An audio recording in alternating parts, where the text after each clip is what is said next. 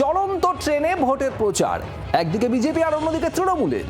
দক্ষিণ 24 পরগনায় লোকাল ট্রেনে করে প্রচার সারলেন ক্যানিং পশ্চিমের দুই প্রার্থী, তৃণমূল প্রার্থী, অন্যদিকে বিজেপি প্রার্থী প্রশান্ত বায়েন, তিনি ট্রেনে করে প্রচার সারেন।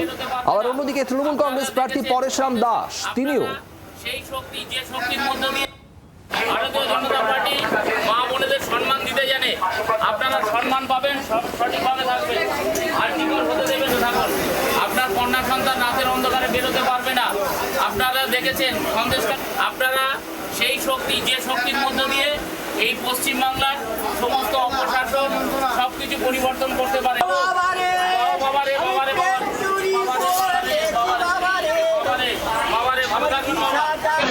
পরিণত করেছে 1500 টাকা ভাতাতে আপনাদের বাঁচতে হবে।